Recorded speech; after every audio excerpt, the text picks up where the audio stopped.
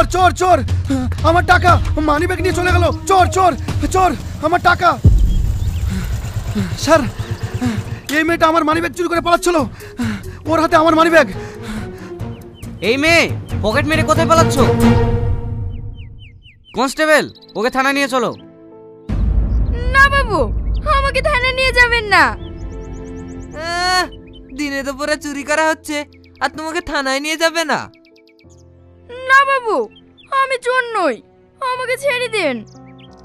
না স্যার, ওর কথা একদম বিশ্বাস করবেন না, একেবারে জালিয়াতি মাল। ওর কাজই হলো প্রত্যেকদিন মানুষের পকেট মারা। এই মানে ব্যাগ দে।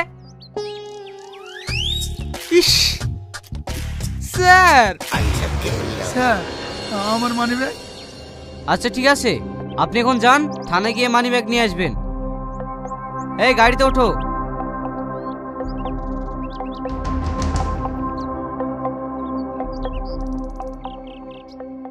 স্যার, বুলেট একটু ঘুরতে গেলে হয় না? হ্যাঁ হ্যাঁ, তোমাকে এত বেড়াইতে নিয়ে যাচ্ছি। এই রুলের বাড়ি যখন পিঠে পড়বে না, বেড়ানোর সাথে একেবারে মিটে যাবে। আপনি না খুব নিরসিক মানুষ, কথাবার্তার কোনো রসই নেই। স্যার,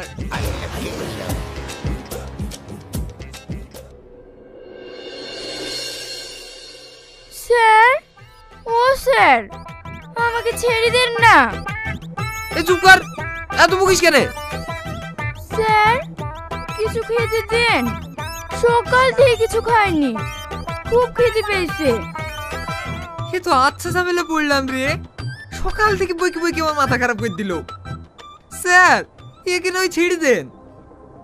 ছেড়ি তো দেবই, আগে ওকে ভালো করে সাইজ করি, এমন মার দেবো না সারা জীবনের জন্য পকেট মার ভুলে যাবে। স্যার, ও যদি পকেট না মারে তাহলে আমরা খাবো কি? তোমরা কারা একটা পকেট মারার জন্য উকালতি করতে এসছো? মিলন চাচা, তোমরা আবার এখানে এলে কেন? তুই আমাদের জন্য লকআপে থাকবি আর আমরা আশ্রমে আরামে ঘুমিয়ে থাকবো বল? আশ্রম মানে? আমি তো আপনাদের কোনো কথাই বুঝতে পারছি না। ও নিজে খাবার জন্য এ কাজ করেনি স্যার।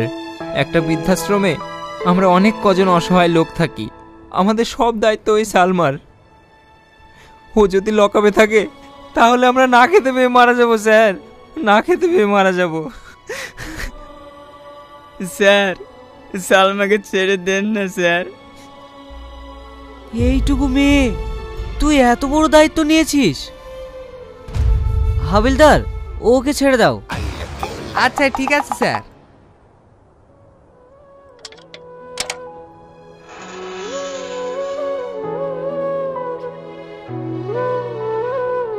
স্যার, আমাদের আশ্রমে যাবেন? আচ্ছা ঠিক আছে, যাবো। আর তুই পকেট মারিস না, এগুলো খুবই খারাপ কাজ। আজ থেকে আমি তোর পাশে থাকবো। আর হ্যাঁ, এই কার্ডটা তোর কাছে রাখ, প্রয়োজন হলে আমাকে ফোন করিস। আপনাকে অনেক ধন্যবাদ স্যার। তাহলে এখন আমরা আসি।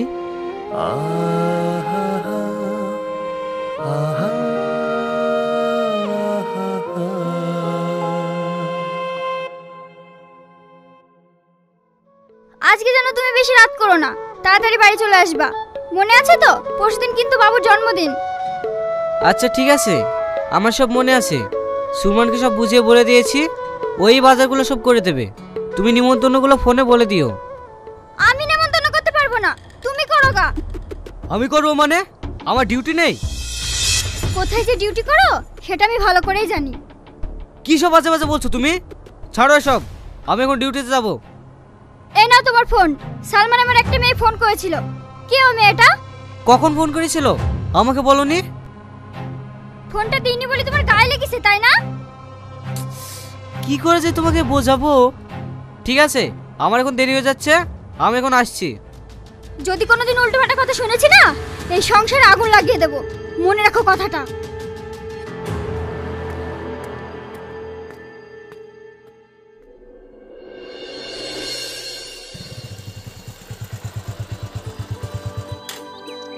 রহিম চাচা, রহিম চাচা, ভালো আছেন? আমাদের কথা আপনি মনে রেখেছেন স্যার। আসুন আসুন, এখানে বসুন। আচ্ছা ঠিক আছে, অত ব্যস্ত হওয়ার কিছু নেই। কই সালমাকে তো দেখতে পাচ্ছি না, কোথায় গেছে? আপনি এখানে বসুন, আমি এক্ষুনি ডেকে নিয়ে আসছি।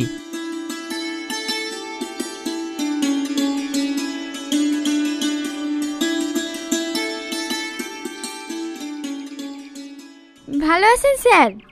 হ্যাঁ হ্যাঁ, তোমার আশ্রম ঠিকঠাক চলছে তো? কোনো অসুবিধা নেই তো? না না, কোনো অসুবিধা নেই। আপনাদের অনুদানে খুব ভালোই চলছে। সত্যি সালমা, তোমাকে যতই দেখছি ততই আমি অবাক হয়ে যাচ্ছি। তুমি একা এত কাজ সামলাও কি করে? স্যার, আশ্রমের ভিতরে যাবেন না? চলুন না, আমাদের আশ্রমটা একটু ঘুরে দেখবেন। হ্যাঁ চলো।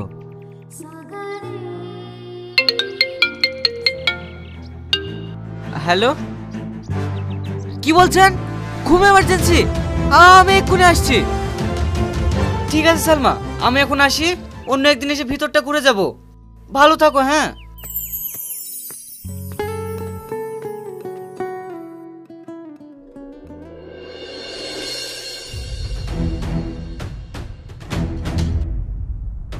সবাই ওয়েট করছে আর ওর আসার কোনো নাম নেই। আজ আসুক, তারপর দেখছি কোথায় কি বসে আছে। ভাবি, তুমি অমন করছো কেন? ইন্সপেক্টর মানুষ, কখন কোথায় ডিউটি পড়ে, ঠিক আছে? দেরি হইতেই পারে। তুই জানিস নি ওর স্বভাব ভালো না। এই তো আমি চলে এসেছি। রাজু, এই তোমার আসার সময় হলো? আজকের দিনও তুমি তাড়াতাড়ি আসতে পারলে না? রাত দিন কার কাছে বসে থাকো? আসুন আমরা সবাই জন্মদিনের অনুষ্ঠানটা সেরে ফেলি। Happy birthday to you, happy birthday to you, happy birthday dear Raju.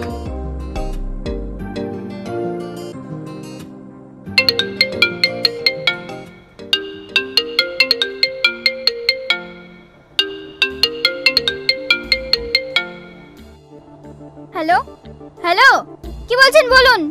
Madam, sir নেই, ফোনটা স্যারকে দিন না প্লিজ। না নেই, রাখুন ফোনটা। কি গো, ফোনটা কেটে দিলে যে? কে ফোন করেছিল? ফোনটা কেটে দিয়েছি বলে তোমার রাগ হয়েছে তাই না? গেস্টরা যাক, তারপর তোমার হবে। ভাবি, আমরা আসছি। সকল সময় ভাইয়ের সাথে ওইভাবে ঝামেলা করো না।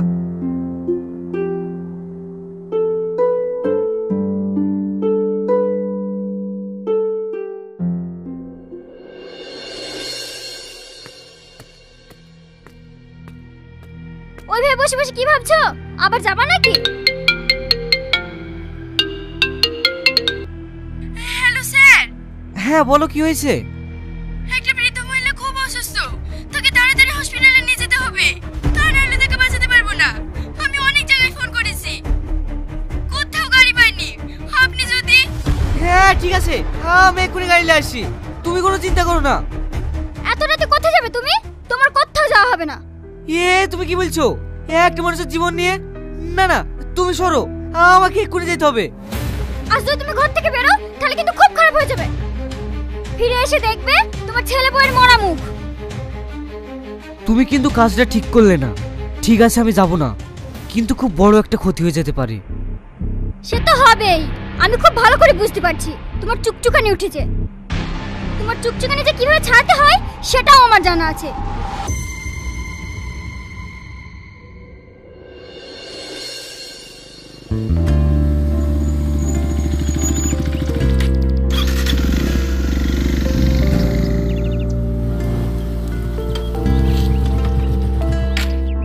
কি সালমা, তোমাকে আমি বলিনি এরকম কাজ তুমি কোনোদিন করবে না?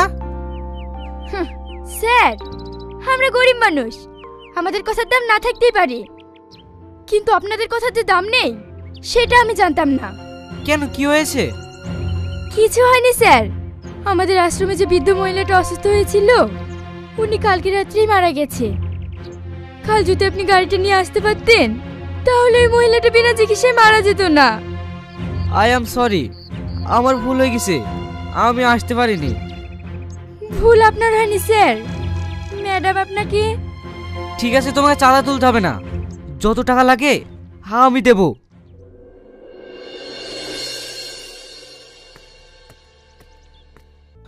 বড় বাবু, তুমি এসছো? কে মারা গেছে দেখবে না? কি ব্যাপার সোহেল, তুই এখানে? আর এটা কে?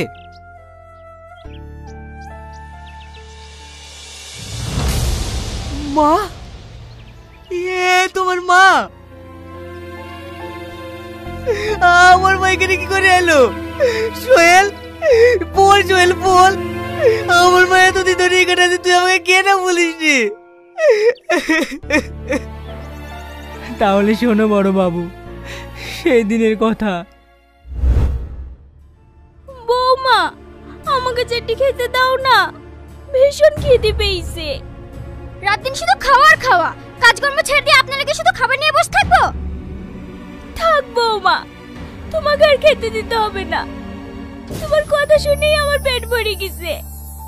বুড়ি খুশনি হয়ে গেল, তবু এখনো খোঁচা মারা কথা গেল না। ও খুশনি মরেও না। ভাবি, খালাম্মাকে এইভাবে বকছো কেন? উনি কি করেছে? কি গো, এত বকছো কেন? তুমি খালি আমাকেই বকতে দেখো, তাই না? একটা কথা পরিষ্কার বলে দিলাম, এই বাড়িতে তোমার মা থাকবে আর নইলে আমি থাকবো। এটা কোনো কথা হলো? কেন, আমার মা কি করেছে? তোমার মা আমাকে জানা তাই বলে গাল দিছে। ওর একজনের সমস্যা, সারাদিন রাত শুধু খুব খুব করে কাশে। আমি ওর সাথে থাকবো না। বলি তোমাকে চিন্তা করতে হবে না, সেটা আমি পরে ভাবছি। এখন চলো খেতে দেবে।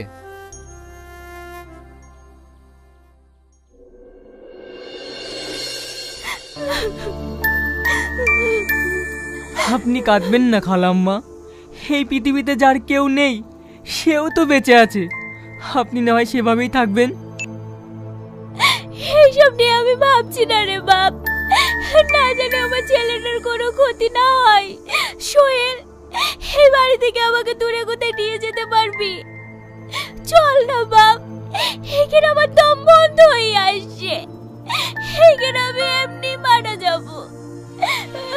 আমি তোমাকে তাই নিয়ে যাব খালাম্মা, এই নরকে তোমাকে আমি আর থাকতে দেব না।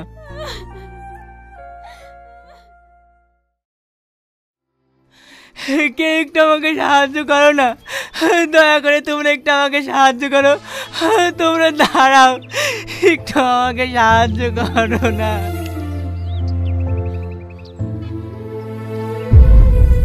এই সালমা, ওই দেখ একজন অ্যাক্সিডেন্ট করেছে, চল দেখি। চল চল, তাড়াতাড়ি চল। ইস, এনাকে তো ব্যান্ডেজ করতে হবে, তাড়াতাড়ি চলুন আমার সাথে। চাচিমা, আপনার বাড়ি কোথায়? কোথায় যাচ্ছিলেন বলুন, আমি আপনাকে রেখে আসছি। আমার কোনো বাড়ি ঘর নেই রে মা, আমি এক হতভাগী। সে অনেক কথা, অনেক কষ্টে আমি খালাম্মাকে ওখান থেকে নিয়ে এসেছি। যদি না আনতাম তাহলে খালাম্মা হয়তো মারা যেত। আপনাদেরকে কোথাও যেতে হবে না, এটা একটা বৃদ্ধাশ্রম, আপনারা এখানেই থাকবেন। আর সোহেল, এই আশ্রমটা তুমি একটু দেখাশোনা করবে। সেই থেকে আমরা এখানেই থাকি বড় বাবু। কাল রাত্রে যদি তুমি আসতে তাহলে খালাম্মা হয়তো মরতো না। তুই চুপ কর সোহেল, চুপ কর। সব করেছে ওই কাল লাগানি, ওই কাল লাগানি যদি না থাকতো তাহলে আমার মাছ মরতক না। না স্যার, আপনি দুঃখ করবেন না, মা তো সারা জীবন কারোর বেঁচে থাকে না। আচ্ছা সালমা, তুই তোমার ছোট বোনের মতো পারবি না তোর এই ভাইটাকে আশ্রমে একটু জায়গা দিতে? হ্যাঁ ভাই, আপনি পারবেন আমার এই গরিবের আশ্রমে থাকতে? একটা ভাই বোনের মধুর সম্পর্ককে আমি কোন চোখে দেখছিলাম? ছি, আজ আমার নিজের প্রতি ঘৃণা হচ্ছে। পারলে তুমি আমাকে ক্ষমা করে দিও। তুই এখানে কেন শিকার লাগিনি? তোর জন্য আমার মা বিনা চিকিৎসায় মারা গেছে।